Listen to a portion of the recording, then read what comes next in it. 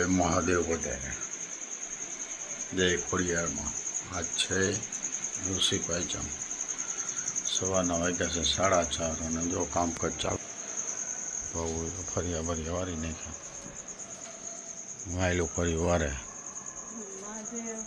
મહાદેવ વરી ગયું વાહેલો વાઘ છે સવારનો બ્રહ્મ મુહૂર્તનો ગુરુદત્તના વાહન આટા મારે બાકી શાંતિ પસરી ગઈ ચારે બાજુ નીરવ શાંતિ છે અત્યારે બધાને આરામનો ટાઈમ એટલે નિરાતી ચાલો આગળ હાલો મહાદેવ મહાદેવ કચરા વારવાના છે બરાબર મહાદેવ કચરા વાળી આવી આજે માહોલ બતાવો મહાદેવના દર્શન કરાવું બ્રહ્મ મુહૂર્તના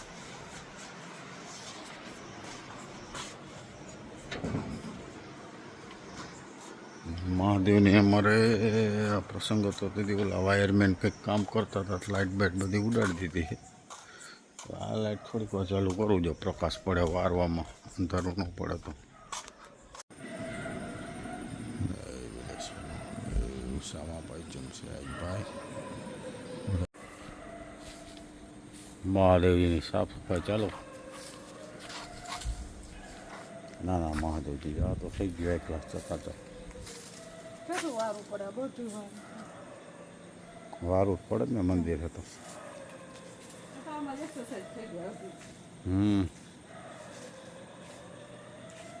અમારા નાના મહાદેવ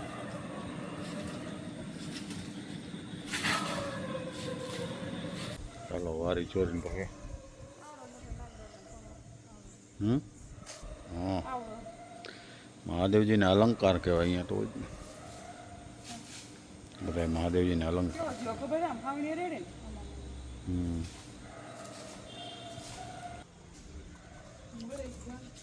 કોફી પીશું જરાક બ્લેક કોફી આવી આપણો નાસ્તો તો છે નહીં માર્કેટ પર ગયો બરાબર એવું છે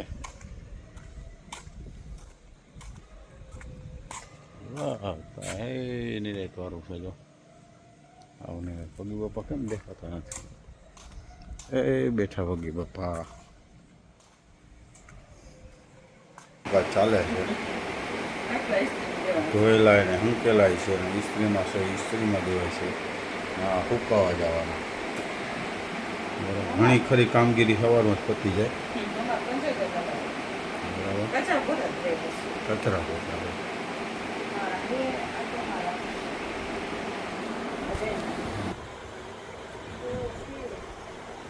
બ્લેક કોફી ચાલો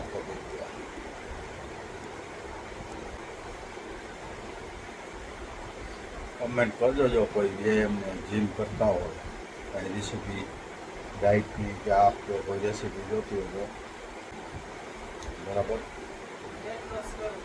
વેટ લોસ કરવું હોય ડાયટનો પ્લાન જોતો હોય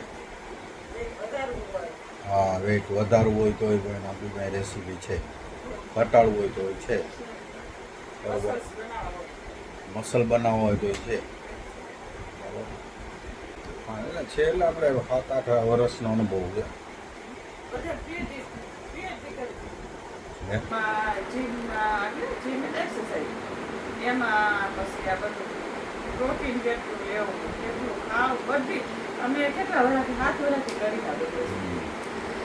સામાન્ય માણસને ડેલી એટલે માણસને અમુક નથી જ નથી ખબર કેલેરી શું કહેવાય સામાન્ય માણસને ડેલી જેન્ટ્સને 2500 કેલેરી લેવી પડે અને લેડીઝને 2100-2200 કેલેરી વજન પ્રમાણે હોય વેટ પ્રમાણે હોય કેલેરી લેવું પડે પ્રોટીન લેવું પડે કાર્બો લેવું પડે ઘણી બધી વસ્તુ આવે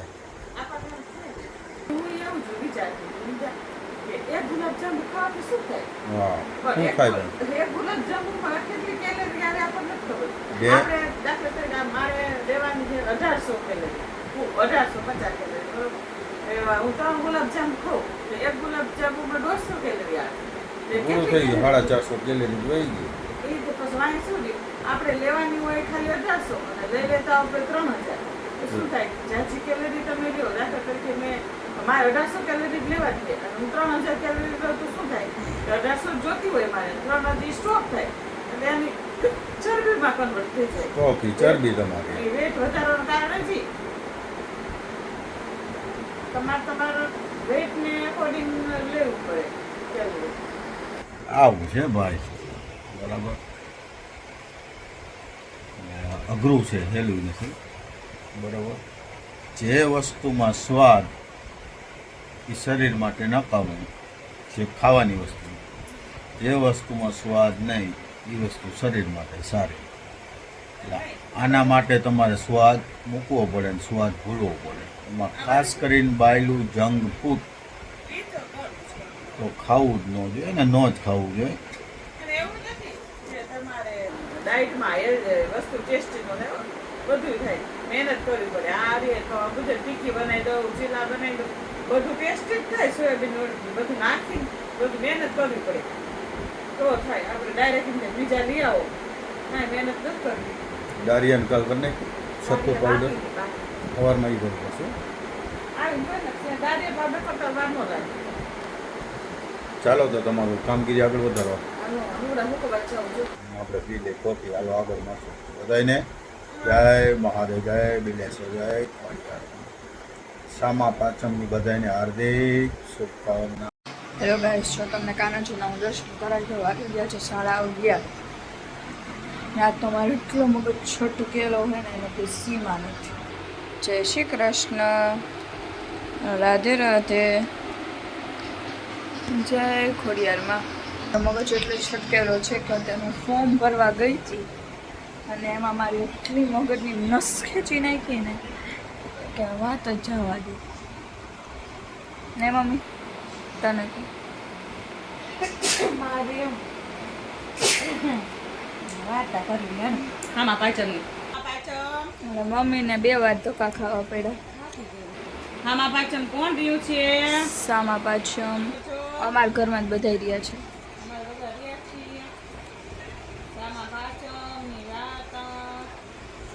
સારું, ચાલો વાર્તા સાંભળવાની. હા, ભરવી પડશે. 11:30 અરે હમણાં 11:30 થઈ ગયા. હમણાં 11:45 વાગશે તો કોલેજે જવાનું. શનિવારની નથી ગઈ કોલેજ. આજ જઈશ. શનિ, સોમ, મંગળ, બુધવારે તો રજા હતી. આજ ગુરુવાર છે એટલે સારું છે. ચાલો વાર્તા ગોતે. ચાલો ફાઇનલી વાર્તા ગોતી લીધી છે તો આપણે 3 વાર નાવું પડે. અમે તો ગામડે હતા ને એ નાતા અને એવું બધું હોય. આ તો કઈ એટલે બધું હોકી લેવા. એક વારમાં આ રાત હતી અને 3 વાર ની ક્યાં નાવું જ પડે. એટલે આમ જાતા નાના થતી. પણ નાના તમારે નદી હતી, તળાવ હતું. વ્રતની વિધિ ભાદરવા સુદ પાચમ આવે. આ પાચમના સામા પાચમ કહે છે. આપણે વહેલા ઉઠી જવાનું, ઓઘેડાનું દાંતણ કરવાનું, માટી ચોરી નાહવું, આંબળા ધોવું, ચોરીને માથું ધોવું, માથાબોળ નાહવું, આખો દિવસ ઉપવાસ કરવો, ખાવામાં સામો ખાવો તથા ફરાળ લેવું, અનાજનો દાણો ખાવો નહીં, મહાદેવજીની પૂજા આમ સામા 5 વર્ષ પાચમનું વ્રત કરવાનું. પછી સામા પાચમ વ્રત ઉજવવાનું. ઉજવણામાં શક્તિ મુજબ બ્રાહ્મણોને ભોજન કરાવવું, દાન દક્ષિણા આપી અને સપ્ત ઋષિઓનું પૂજન કરવું. આ સપ્ત ઋષિનું પૂજન કરવું પડે અને એમનું નામ લેવાનું આખો દિવસ. સપ્ત ઋષિનું. શબ્દ ઋષિ એટલે 7 ઋષિ એ બધા આમાં આવશે જ. એટલે આપણે મુરામાં નામ એમના જ પૂજવાનું ને મોર એમ ને. વાર્તા પહેલાના સમયમાં એક બ્રાહ્મણ તથા બ્રાહ્મણી રહેતા હતા. ગામમાં પાદરે ભગવાન શંકરનું મંદિર પાસે આ બ્રાહ્મણનો આશ્રમ હતો. આજુબાજુમાં ગામમાંથી ગામના બાળકો આ આશ્રમ વાર્તામાં તો વાર લાગશે અને પછી મળ્યા. આ બ્રાહ્મણ ચાલો આ સામું બહાર નાખવું પડે તો આપણે ચકલાના ચણમાં નાખી દઈએ. મહાદેવજી પાસે છે ચકલાનું ચણ, તો અહીંયા જોઈને ચાલો ત્યાં મારે તો અહીંયા તો અહીંયા નાખી દીધું. ચાલો તમને મહાદેવજીના દર્શન કરાવી દઉં બધા એમાં. હા હા હા લઈ ગયું ભાઈ. જય વિલેશ્વર મહાદેવ.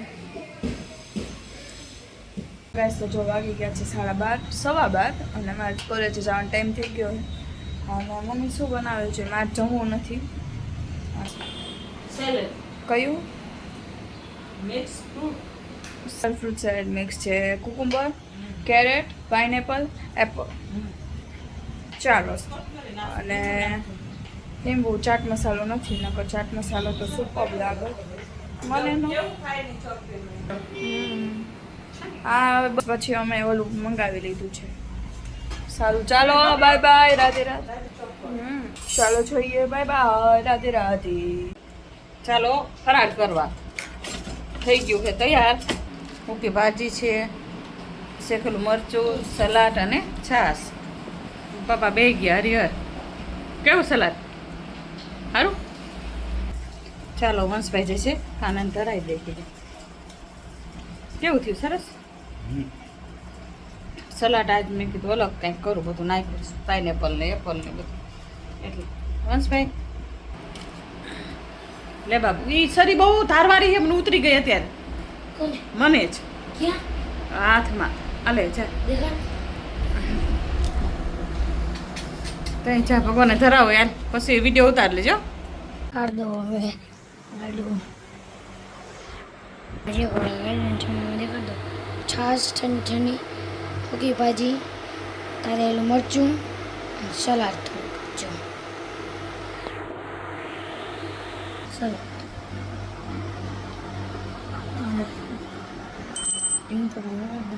બાય. હેલો ગાઈસ, અગર તમને મારો બ્લોગ ગમે તો લાઈક કરો, શેર કરો, સબસ્ક્રાઈબ કરો અને કોમેન્ટ કરવાનું ભૂલતા નહીં. અમારી બીજી ચેનલ છે B.R Traveler, સબસ્ક્રાઈબ કરજો. Bye bye, Radhe Radhe.